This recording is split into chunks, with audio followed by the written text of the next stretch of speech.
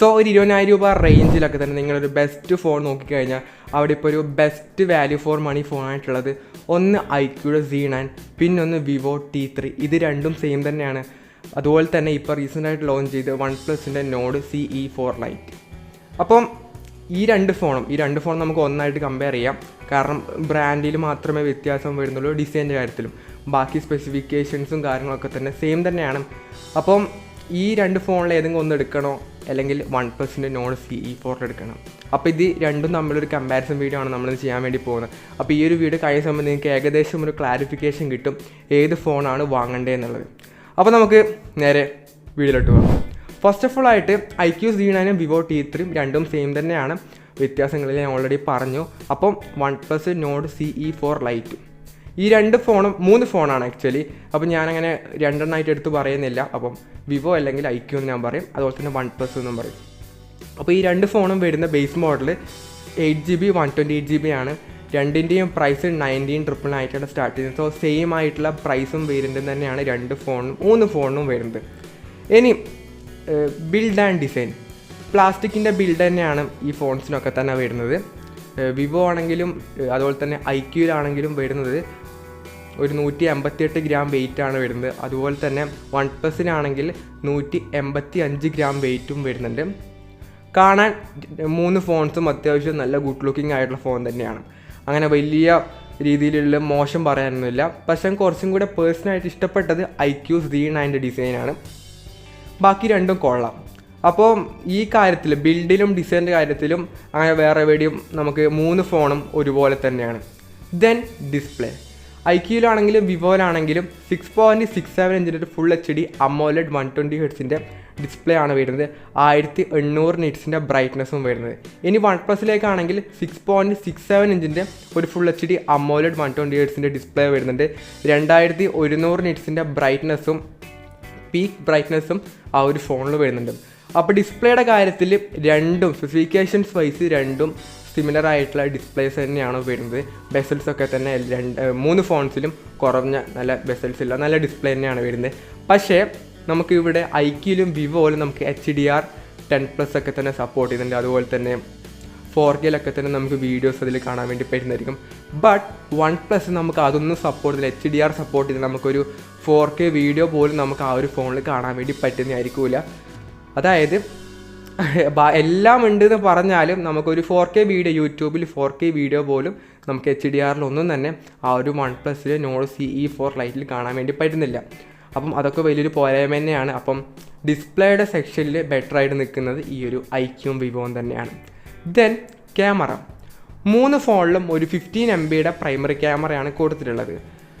പിന്നീട് സെക്കൻഡറി ആയിട്ട് ഐക്യൂലാണെങ്കിൽ ഒരു സെക്കൻഡറി ആയിട്ട് ഒരു ഡെപ്ത് ക്യാമറ കൊടുത്തിട്ടുണ്ട് 2 MP.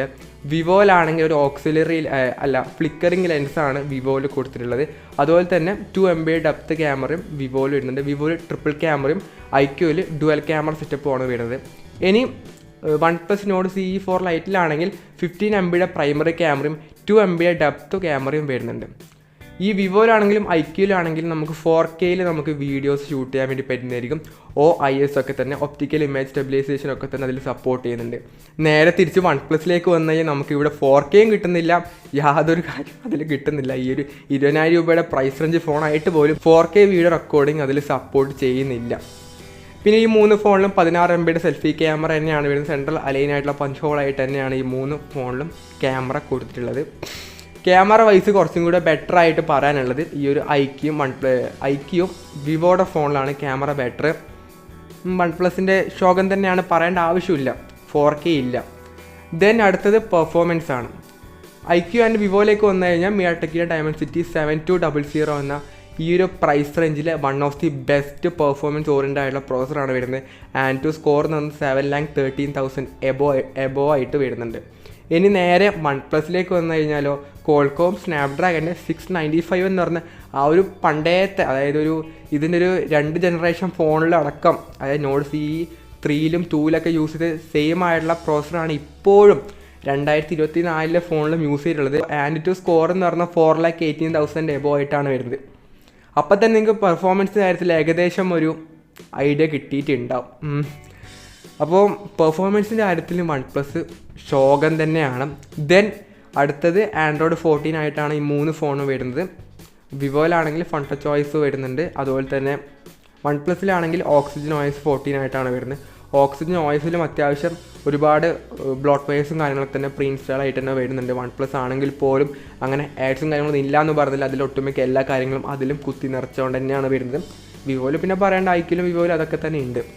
പിന്നീട് ബാറ്ററി വിവോയിലും അതുപോലെ തന്നെ ഐക്യൂലാണെങ്കിൽ 5000 mAh ബാറ്ററിയാണ് കൊടുത്തിട്ടുള്ളത്.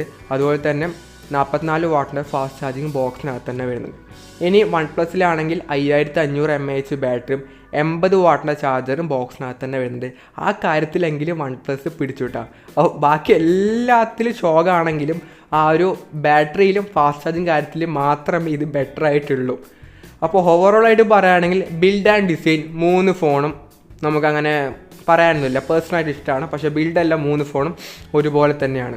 പിന്നീട് ഡിസ്പ്ലേ ആണെങ്കിൽ HDR-ഉം 4K-യിലൊന്നും നമുക്ക് വീഡിയോ കാണാൻ വേണ്ടി പറ്റൂല വൺ പ്ലസ് ഫോണിൽ. അതുകൊണ്ട് ബാക്കിയുള്ള എല്ലാ കാര്യവും ഒരുപോലെ തന്നെയാണ്. AMOLED ഡിസ്പ്ലേ തന്നെയാണ് വരുന്നത്. 120 Hz റിഫ്രഷ് റേറ്റ് വരുന്നുണ്ട്. 2100 Hz പീക്ക് ബ്രൈറ്റ്നസ്. അങ്ങനെ എല്ലാ കാര്യങ്ങളും വൺ പ്ലസ്സിൽ ഉണ്ടെങ്കിൽ പോലും HDR സപ്പോർട്ട് ചെയ്യുന്നില്ല. 4K-യിൽ വീഡിയോ കാണാൻ വേണ്ടി പറ്റുന്നില്ല. അപ്പം അതിലും ബെറ്ററായിട്ട് നിൽക്കുന്ന ഈ ഒരു ഐക്യവും വിവോ ഫോൺ തന്നെയാണ്. ദെൻ അടുത്തത് ക്യാമറയിലും 4K ഒന്നും സപ്പോർട്ട് ചെയ്യുന്നില്ല. ക്യാമറയിലും വിവോ ഐക്യു തന്നെയാണ് ബെറ്റർ. പിന്നീട് പെർഫോമൻസിൻ്റെ കാര്യത്തിലും വിവോ ഐക്യു, അതിലൊന്നും പറയാനേ ഇല്ല. ബാറ്ററിയുടെ കാര്യത്തിൽ മാത്രം വൺ പ്ലസ് മുന്നിൽ തന്നെയാണുള്ളത്. പ്രൈസ് റേഞ്ചും 3 ഫോണും സെയിം തന്നെയാണ്. അപ്പം ഏകദേശം ഒരു ഐഡിയ കിട്ടിയിട്ടുണ്ടാവും. ഐഡിയ കിട്ടേണ്ട ആവശ്യമൊന്നുമില്ല.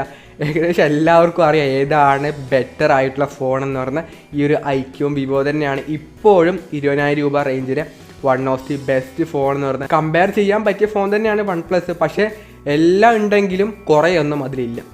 ബാക്കി ഞാൻ പറഞ്ഞ ഡിസ്പ്ലേയിലെല്ലാം ഉണ്ട്, അതുപോലെ തന്നെ എല്ലാം ഉണ്ട്, അതിലെ പെർഫോമൻസും കാര്യങ്ങളൊക്കെ തന്നെ ഉണ്ട്. പക്ഷേ ഒന്നും ഈ ഫോണിൻ്റെ അടുത്ത് പോലും എത്താൻ വേണ്ടി പറ്റുന്നില്ല. ആകെ ബാറ്ററിയിൽ മാത്രമേ വരുന്നുള്ളൂ. അപ്പോൾ ഈ ഒരു വീഡിയോ യൂസ്ഫുൾ ആയെന്ന് പ്രതീക്ഷിക്കുന്നു. This is from Abhinav signing off. By.